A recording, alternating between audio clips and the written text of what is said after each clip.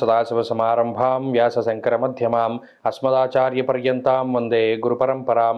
జ్యోతిష్ శాస్త్రాన్ని భావితరాల వారికి ప్రసాదించిన ఋషుల యొక్క పాదపద్మాలకి నమస్కారం చేసుకుంటూ, అలాగే నాకు ఈ జ్యోతిష విద్యను నేర్పిన గురువర్యులు జ్యోతిష బ్రహ్మ కీర్తిశేషులు శ్రీ ఈరంకి సూర్యనారాయణమూర్తి గారు, సూర్యశ్రీ దైవజ్ఞ గారి యొక్క పాదపద్మాలకి నమస్కారం చేసుకుంటూ, ఓం శ్రీ మహాగణాధిపతి నమః, శ్రీ గురుభ్యో నమః, హరి ఓం. వీక్షకులందరికీ నమస్కారం.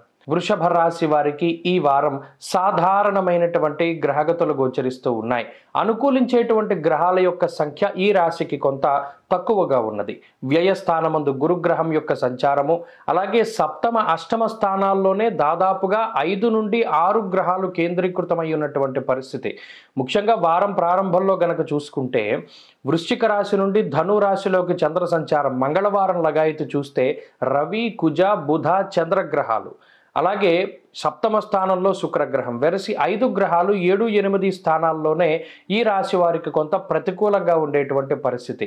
అయితే దీనివల్ల వచ్చేటువంటి ఫలితాలు ఎలా ఉంటాయి అంటే, కొంత దుర్దోషశత్రు సంవాదో గమనం వ్యధ. అనుకున్నటువంటి చోటికి ప్రయాణం చేసేటప్పుడు చాలా జాగ్రత్తలు పాటిస్తూ ఉండాలి. ఆ ప్రయాణాల్లో కొంత ఒడిదుడుకులు ఏర్పడడానికి, లేదా ఏదైనా మీరు హర్రీబర్రీగా ఏదైనా ఒక ప్రయాణాన్ని చేయదలిచి వచ్చినప్పుడు రాత్రి 10 గంటలకో 8 గంటలకో బస్సు అనుకోండి, ఆ బస్సును మిస్ అయ్యో, లేకపోతే మీరు ఎక్కవలసినటువంటి వాహనాన్ని మీరు ఆ ప్రయత్నాన్ని కొంత జాప్యం చేయడం ద్వారా మీరు ఎక్కవలసినటువంటి బస్సు వెళ్ళిపోవడమో, ట్రైన్ మిస్ అవ్వడమో, ఇటువంటి పరిస్థితులు కొంత ఈ వారంలో ప్రధానంగా జరగడానికి అవకాశం ఉంది. కాబట్టి టైం సెన్స్ అనేటువంటిది చాలా ముఖ్యము. సమయానికి ప్రాధాన్యతని ఇస్తూ ఉండండి. 10 నిమిషాల్లో ప్రయాణం పెట్టుకుని మరి ఏ ఇతరత్ర పనులు చేయకుండా చక్కగా మీరు ఆ టైంకి ఆ ప్రయాణం చేయదలుచుకున్నప్పుడు వెళ్ళి అక్కడ కూర్చోవాలి. ఇది ఒక ప్రధానమైన సూచన. ఎందుకంటే ఈ వారంలో ఇలాగ ప్రయాణాలు వాయిదా పడేటువంటివి, లేదా సరే మీరు ఎక్కవలసినటువంటి బస్సు వెళ్ళిపోయిన తర్వాత మరి ఏ ఇతరత్ర ఇంకో ప్రయత్నాలు అప్పటికప్పుడు చేయడం ద్వారా శరీరం అలసిపోయేటువంటి పరిస్థితులు మాత్రం ప్రధానంగా కనబడుతూ ఉన్నాయి. ఆ విషయంలో వృషభ రాశి వారు జాగ్రత్త పడాలి. దుర్దోష శత్రు సంవాద, కొన్ని అనవసరమైనటువంటి మాట పట్టింపులు కానివ్వండి, లేదా అవ్వవలసినటువంటి పనులు జాప్యంతో ముందుకు సాగడం కానివ్వండి, బంధువులు కానీ, మిత్రులు కానీ, కుటుంబ సభ్యులు కానీ, స్వజనులు, మీకు ఇష్టమైనటువంటి వ్యక్తులు కానీ, వీరెవరూ కూడా మీకు సహాయ సహకారాలు అందించకపోవడం సరికదా, మీరు తీసుకున్నటువంటి నిర్ణయాలు సరైనవి కాదు అనేటువంటి విషయాలను వారు వ్యక్తపరుస్తూ ఉండడం లాంటివి ఈ వారంలో ప్రధానంగా కనబడుతూ ఉన్నాయి. అలాగే కొంత ఖర్చు కూడా ఈ వారం కనబడుతూ ఉన్నది. కొంత మానసికమైనటువంటి అశాంతి ఉంటుంది. ఈ పట్ల కొంత జాగ్రత్తగా ఉండాలి. ఉద్యోగ పరిస్థితులు సాధారణంగా గోచరిస్తూ ఉన్నాయి.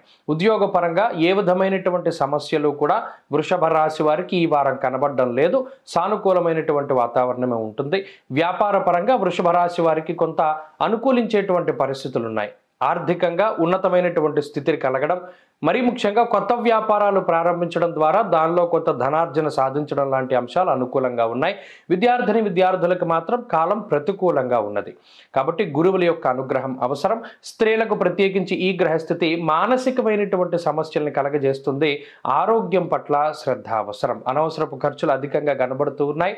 వృషభ రాశి వారు ఈ వారంలో ప్రధానంగా దక్షిణామూర్తి ఆరాధన కనుక చేసినట్టయితే మంచి ఫలితాలను సాధించగలుగుతారు. ప్రత్యేకించి గురువారం నాడు దక్షిణామూర్తి యొక్క దేవాలయానికో, లేదా శివాలయంలో ఉండేటువంటి మూర్తి స్వరూపానికో వెళ్ళి అక్కడ దీపారాధన చేయడం అనేటువంటిది చెప్పదగినటువంటి సూచన. పసుపు రంగులో ఉండేటువంటి పళ్ళని దానం చేస్తూ ఉండండి, మంచి ఫలితాలు సాధించగలుగుతారు. ఈ వారంలో కలిసొచ్చేటువంటి రోజు ఆదివారంగా చెప్పవచ్చును. అదృష్ట సంఖ్య 1, అదృష్ట వర్ణము పొగ రంగు అనగా గ్రే కలర్. తదుపరి మిథున రాశి.